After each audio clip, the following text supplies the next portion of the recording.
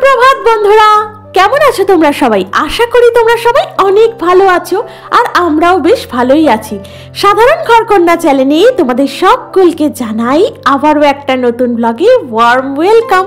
তো চলো তোমাদের সাথে নিয়ে শুরু করে দিই আজকের ব্লগ।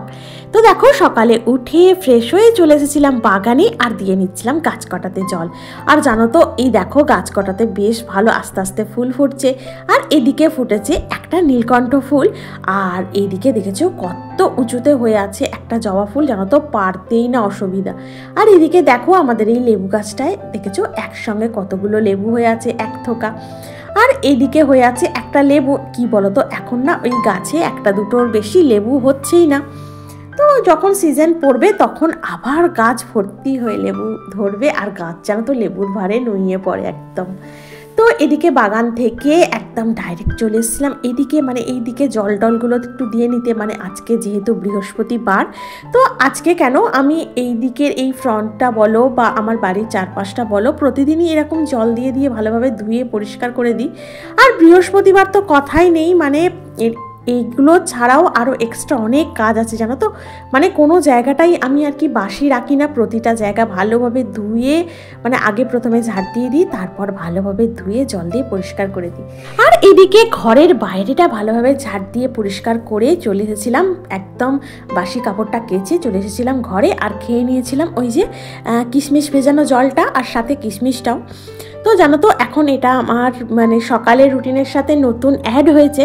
তো জানো তো চাটা খেতে না এখন বেশ কিছুটা দেরি হয়ে যাচ্ছে। তো বলতে পারো আজকে সকালবেলা চাও খাওয়া হয়নি।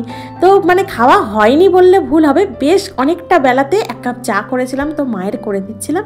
তখন এক কাপ চা আমারও জন্য করেছিলাম, যেহেতু সকাল থেকে খাইনি চাটা। মানে আগে কি হচ্ছিল, আগে হচ্ছিল গিয়ে মানে সবাইয়ের চা করছিলাম, তার সাথে আমারটাও করে নিতাম। আর এখন যেহেতু ওই কিশমিশ ভেজানো জলটা সেই টাইমে খাই, তো তারপরে ওই সবার চা করলে তখন আর করি না, কারণ তখন তো মানে আমি যদি চাটা খেয়ে নিই তাহলে ওই জলের উপকারিতাটা আর পাওয়া যাবে না। তো সেই কারণে বলতে পারো বেশ কিছুটা পরে গিয়ে যখন মনে করি চা খাবো, তো তখন দেখি চারিদিকে কাজ ঠিক ঠিক করছে, তো মানে আবার টিফিনের ঝামেলা আছে এদিকে, তো তখন আর চাটা করি না। এবার বলতে পারো যখন ওই বেলাতে মাকে চাটা করে দিই, তো তখনই ওই চা একটু করে আমিও খেয়ে নিই। তো আজকে ওই রকমই হয়েছিল, মানে সকালের দিকে একদমই চা খাওয়া হয়নি, তো বেলার দিকে যখন মাকে চা করে দিচ্ছিলাম তখনই ওই এক কাপ করে খেয়ে নিয়েছিলাম। আর আজ যেহেতু বৃহস্পতিবার, শ্রী শ্রী মা লক্ষ্মীর বার, তো আজকে বলতে পারো একটু কাজটাও বেশি। কারণ হচ্ছে ওই সিঁড়িটা, মানে ওপরে ঠাকুরঘরটা তো প্রতিদিনই মোছা হয়, কিন্তু ওই সিঁড়িটা বলতে পারো আমি সপ্তাহে 2 দিন করে মুছি। একটা হচ্ছে রবিবার আর হচ্ছে একটা এই বৃহস্পতিবার। আর রোজ যেহেতু সিঁড়িটা মুছি না বলে যে একদম অপরিষ্কার থাকে তা কিন্তু নয়, সপ্তাহে 2 দিন আমার মনে হয় সিঁড়ি টিড়িগুলো সপ্তাহে 2 দিন মোছাটাই যথেষ্ট। কারণ সত্যি কথা বলতে গিয়ে আমাদের এই শুধু ঘর পরিষ্কার আর ঘর মোছামুছি করলেই তো চলবে না, তার পাশাপাশি প্রচুর কাজ থাকে, যেমন রান্না করা, হাজব্যান্ডকে সঠিক সময়ে খেতে দেওয়া, তার সমস্ত জিনিসপত্র গুছিয়ে রেডি করে দেওয়া, এবার মেয়ে পড়তে যাবে তাকে রেডি করা, তার সাথে যাওয়া, তাকে পৌঁছে দেওয়া, তাকে আবার সেখান থেকে নিয়ে আসা, প্রচুর কাজ গো, বুঝলে? তো সেইভাবেই আমি মানে আর কি একটা রুটিন ফলো করে চলি, যে আমি সপ্তাহের এই দিনগুলো এই কাজগুলো করব, আর সপ্তাহের বাকি দিনগুলো আমি এই কাজগুলো করব। তো এইভাবে না মেনটেন করে চললে না একদমই মানে কাজ সামাল দেওয়া যাবে না। মানে প্রচুর কাজ আর করার মানুষ হচ্ছে একজন। তো বলতে পারো সেই কারণেই সমস্ত কিছু একটা প্ল্যান মাফিক চলতে হয়, একটা প্ল্যান মাফিক কাজ করতে হয়। তো সেইভাবে যদি আমি কাজ করি তাহলে কিন্তু সমস্ত দিকটাই আমার বজায় থাকবে। আর এদিকে দেখো তোমাদের সাথে গল্প করতে করতে আমার প্রায় বার্ষিক ঘরটা মানে মোছাটা শেষের দিকে।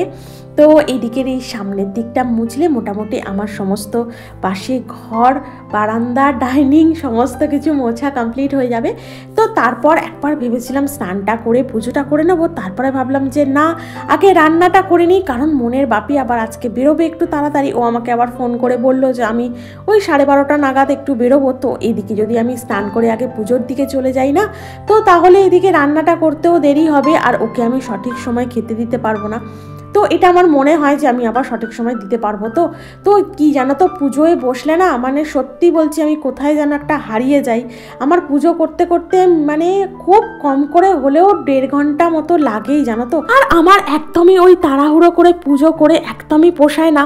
আমি কি বলতো, যদি কাজের তাড়া নিয়ে পুজো করতে বসি না, তো আমার একদম পুজোতে মনোসংযোগ হয় না। মানে আমার খালি মনে হয় যে ওই কাজটা করতে হবে, এই কাজটা মনে হয় এতটা সময় এগিয়ে গেল, মনে হয় এতটা সময় হয়ে গেল, তো আমাকে ওই কাজটা করতে হবে। তো সেই কারণে আমি চেষ্টা করি সমস্ত কিছু কাজ কমপ্লিট করে নিয়ে তারপর ধীরে সুস্থে একদম শান্তিতে পুজোটা করব। আর নয়তো একদম সকালের দিকে যেদিনকে দেখি মানে আমার কোনো তাড়া নেই, মানে আমাকে রান্নাটা এই টাইমের মধ্যেই শেষ করতে হবে এমন কোনো তাড়া নেই, তো তখন আমি ওই স্নান করে আগে পুজোটা করে নিই, তারপর রান্নার দিকে আসি। আর এদিকে আজকে টিফিনে জানো তো কোনো রুটির দিকে যাইনি, আজকে করে নিয়েছিলাম ওই ছাতুমুড়ি টিফিন। মানে মনের বাপি বলো বা আমরা বলো, আমরা সবাই মিলেই ওই ছাতুমুড়ি খেয়ে নিয়েছিলাম। আর এদিকে দেখলেই তো ভাতটা হয়ে গিয়েছিল, ওটা নামিয়ে নিয়েছিলাম। আর করে নিচ্ছি একটু মুসুরির ডাল, আর সাথে করে নেবো একটু আলু ফুলকপির তরকারি। আর ফ্রিজে একটু মাছ ছিল জানো তো, সেইটা বার করে রেখেছি। তো ওই মাছের যে মাথা ছিল, তো সেইটাই আজকে একটু ঝাল করে নেবো। আর তার সাথে করে নিচ্ছি একটু বেগুন ভাজা আর কাঁচকলা ভাজা। আর জানো তো সঠিক সময়েই আমার রান্নাটা কমপ্লিট হয়ে গিয়েছিল, আর মনের বাপিকেও ঠিক সময়ে খেতে দিয়ে তো পেরেছিলাম। তো বলতে পারো যখন আমি এই মানে কাজগুলোকে এরমভাবে কমপ্লিট করে ফেলি আর সঠিক সময়ে সমস্ত কিছু হয়ে যায়, তখন নিজের মনের মধ্যেই একটা শান্তি আসে, যাক আমি এত তাড়াতাড়ি কাজগুলো করে ফেলতে পেরেছি, বা এই কাজটা আমি সময়ের মধ্যে শেষ করতে পেরেছি আর কি। তো জানো তো, কাজ যদি আমরা ভাবি না, তো সারাটা দিন ধরেই আমাদের কাজ করে যেতে হবে বা কাজ করলেও চলবে, কিন্তু এই যে একটা সময়, নির্দিষ্ট সময়ের কাজ নির্দিষ্ট সময়ে শেষ করা, এটাও কিন্তু খুব একটা মানে বড় ব্যাপার জানো তো। তো মাঝে মধ্যেই কি হয়, সকালবেলা থেকে উঠেই আমাদের এত অলসতা লাগে মাঝে মধ্যে। তো এই অলসতাটা মানে আর কি যদি আমরা ধরে বসে থাকি, তো কাজ করতে করতে না প্রচুর বেলা হয়ে যায়, আর তখন সমস্ত কিছু যেন একদম ঘেঁটে যায়, মানে সঠিক কাজ আর কি সঠিক সময় না হলে যেটা হয় আর কি। তো সেই কারণেই না আমি চেষ্টা করি যে সময়ের কাজ সময়ের মধ্যে একদম কমপ্লিট করে নেবার। তো এদিকে দেখো আমার রান্নাটা মোটামুটি শেষের দিকে। আর জানো তো, একটা কথা মনে পড়ে যাচ্ছে, সেটা তোমাদের সাথে শেয়ার করি। তোমাদের সাথে তো আমি সমস্ত কিছুই শেয়ার করি। তো আমার অনেক ছোটবেলা থেকে এই কথাটা শোনা জানো তো। তো আমার বাড়ির পরিবেশে মানে আমার বয়োজ্যেষ্ঠ মানুষ যারা ছিলেন, তো সেই সময়ে এই কথা দুটো মানে আমি বলতে তাদের বহুবার শুনেছি। এই যে সময় করছি তোমাদের সাথে অনেকক্ষণ ধরে, তো এই সময় নিয়েই তারা বলতো যে এই সময় আর আমাদের যে বোঝার ক্ষমতা, মানে বোধ শক্তি যেটাকে বলে আর কি, মানে বোঝার ক্ষমতা, তো এই দুটোর দেখা পরস্পরের সাথে না একটা সময় হয় না, মানে এক সময় হয় না। খুব যারা লাকি, যাদের খুব কপাল ভালো, তাদের ক্ষেত্রেই হয়, বাকি ক্ষেত্রে কিন্তু হয় না। তো জানো তো, আমরা সঠিক সময়ে কিছুই বুঝতে পারি না।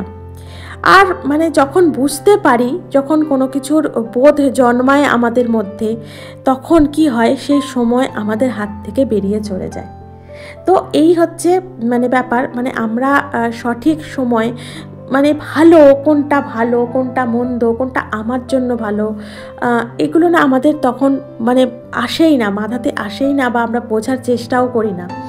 আর যখন এইগুলো বুঝতে পারি যে আমি এই সময়টা এভাবে নষ্ট করেছি, এই সময়টা আমি যদি এই কাজটা করতাম, তাহলে হয়তো আমার সময়টা এখন দাঁড়িয়ে আমার সময়টা অনেকটা ভালো হতে পারতো। তো এখন যদি আমি এইটা বুঝি, তাহলে সেই যে সময়টা যখন আমি বুঝিনি, সেই সময়টা এখন আমার চলে গেছে। তো সেই সময়টাকে আমি পার করে চলে এসেছি, আর এখন বুঝছি যে সময়টাকে আমি পার করে চলে এসেছি, সেই সময় আমার কি করার দরকার ছিল সেগুলো আমি করিনি। তো এখন সেটার কারণে আফসোস হয়। আর শুধুমাত্র আমার নয়, আমার মতো বহু মানুষ আছেন যারা সময়ের কাজ সময়ে করতে পারেনি জন্য এখন তাদের আফসোস করতে হয়। আছে তো অবশ্যই, আমার তো বহু ক্ষেত্রে এরকম হয়েছে যে কাজটা হয়তো আমি এখন করছি, যে কাজটা আমার বহুদিন আগে করা উচিত ছিল, যেটা আমি করতে পারিনি বা করিনি যে কোনো কারণে, তখন এটা বুঝতে পারিনি, কাজের গুরুত্বটা বুঝতে পারিনি। তো দেখো এদিকে তোমাদের সাথে গল্প করতে করতে আমি পুজোটাও কমপ্লিট করে নিয়েছি। আর দেখো আমার মাকে কত সুন্দর লাগছে দেখতে। আর এদিকে দেখলে তো শিবকে আমি মানে আমার মহাদেবকে আমি ঘি মধু এইসব দিয়ে স্নান করিয়ে ভালোভাবে তাকে পুজো করে নিলাম। আর এদিকে মায়ের ঘর সাজিয়ে মাকে পুজো করে নিলাম। আজ বৃহস্পতিবার, আজ লক্ষ্মীবার। আর দেখো পুজো টুজো করার পর কত সুন্দর লাগছে। আর এই যে দৃশ্য, এই যে রূপ, বিশ্বাস করো আমি মানে ছেড়ে উঠতেই পারি না। পুজো করার পর অনেকক্ষণ ঠাকুরের দিকে চেয়ে বসে থাকি। আর এদিকে দেখলে লাঞ্চটাও সেরে নিয়েছিলাম। তো তারপর দুপুরে একটু রেস্ট নিয়েছি। রেস্ট নিয়ে মানে ঘুম তো হয় না, যা তাড়াতাড়ি সন্ধ্যা হয়ে যাচ্ছে এখন, তো ওই একটু রেস্ট নেওয়া হয়। তো রেস্ট নিয়ে তারপর তোমাদের সাথে দেখা হচ্ছে এখন সন্ধ্যার প্রার্থনার কিছু মুহূর্ত আগে। আর আজ যেহেতু বৃহস্পতিবার, শেষে মা লক্ষ্মীর বার, তো আজ যদি ধুনো না দেওয়া হয় তাহলে কেমন লাগে বলো তো মনটা।